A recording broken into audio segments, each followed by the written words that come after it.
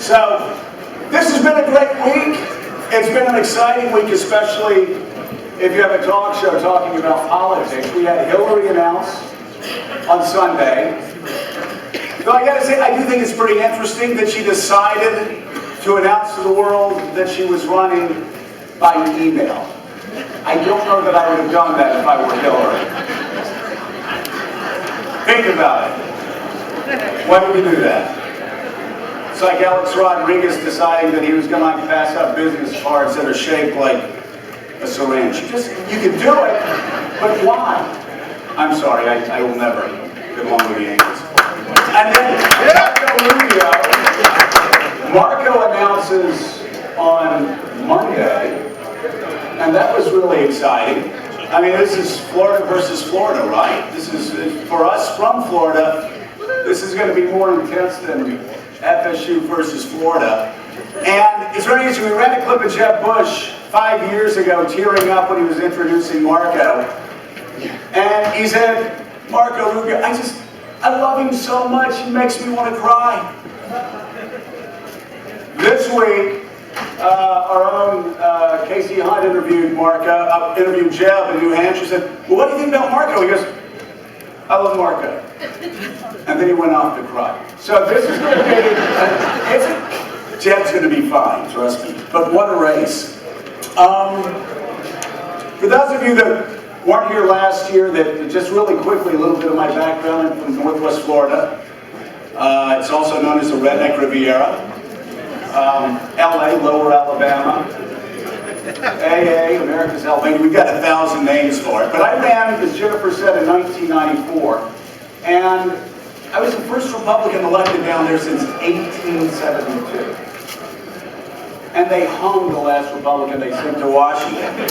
So I wasn't supposed to win. Even my own dad, when I told him I was running against a guy named Earl Hutto, who had been in office for 16 years, my dad said, well, that's great, Joey, but I'm voting for Earl.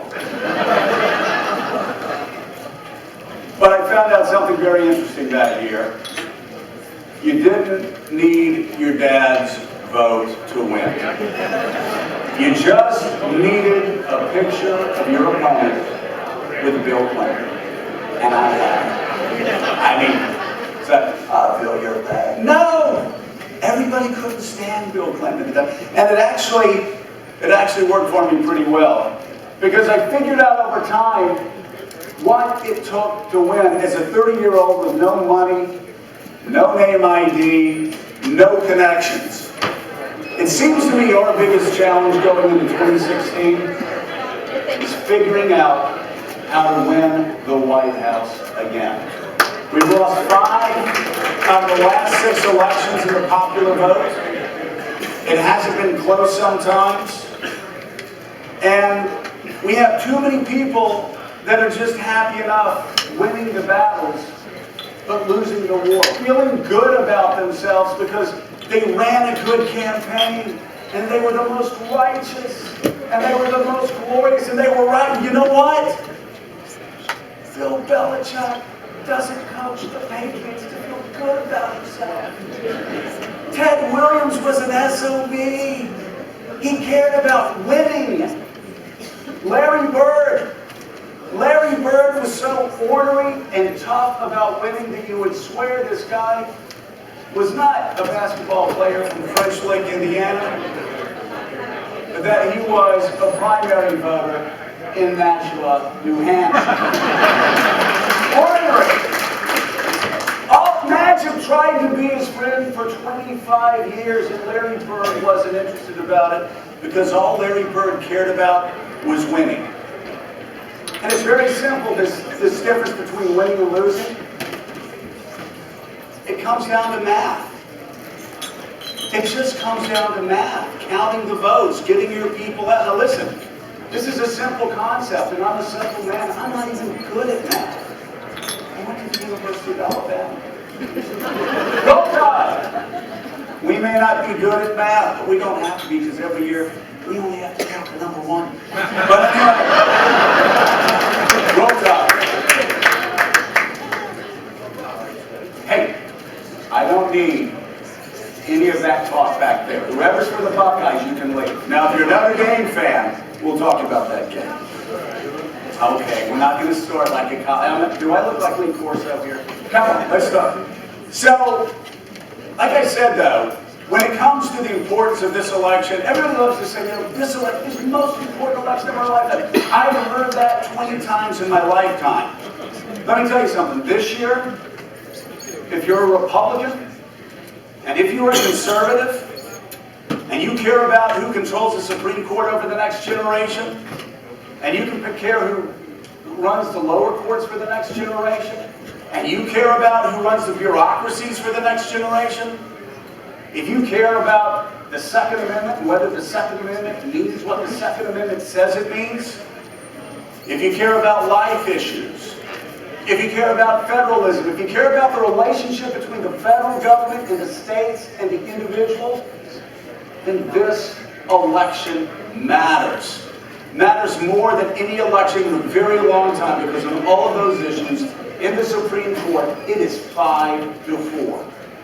And if we lose another election and another election and lose the White House for another 4 to 8 years, we will lose the courts and the federal government for a generation, and we just can't afford that.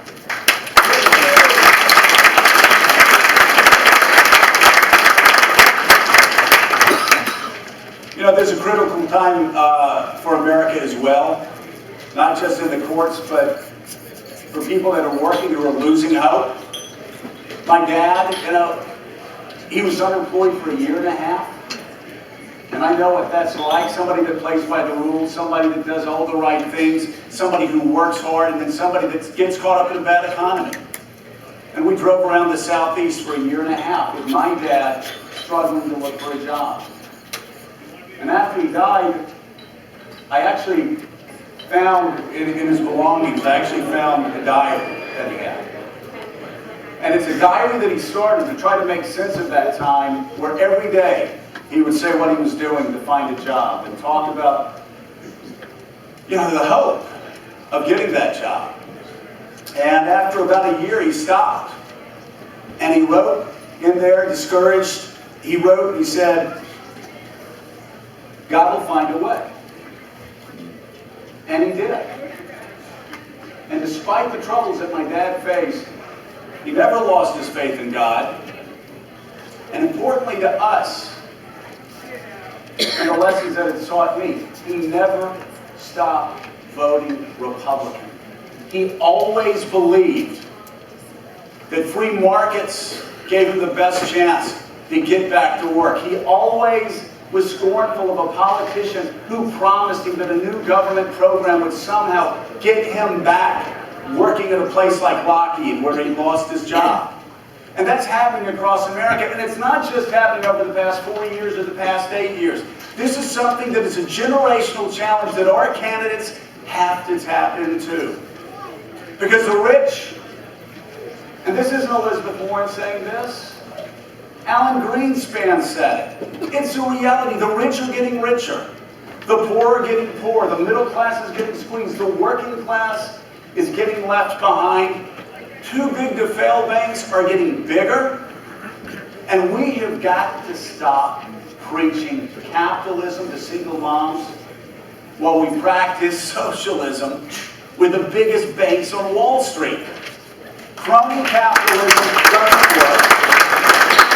And this year, I got to tell you, this year with the candidate that it looks like the Republican Party is going to be running against, I think it's an issue that will actually work well for Republicans.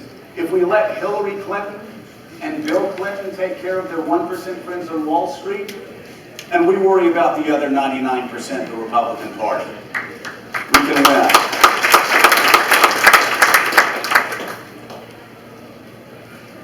One other thing that we've got to do, and I think we're going to do it because I think we're all excited, just walking around excited about the field of candidates that we have. We've got to get somebody that understands in their guts that what we believe in, that conservatism, that free enterprise, that freedom, it applies as much to an 18-year-old in South Central LA as it applies to a hedge fund manager in Greenwich, Connecticut. In fact, if you believe what Ronald Reagan believed and what Margaret Thatcher believed, a shopkeeper's daughter, that actually what we believe matters more to an 18-year-old Latino in South Central LA, because a 65-year-old hedge fund broker in Greenwich, Connecticut is going to have all the lawyers and all the accountants and all the lobbyists to help him out. If you believe that, then you can reconnect with middle-class Americans and working-class Americans, and we can win this election. And with your help, the help of the New Hampshire primary voter, we can do it. We can win, and we can reclaim the American dream. And I think it's going to happen. I'm really, really excited, because I think we've learned from the mistakes of the past.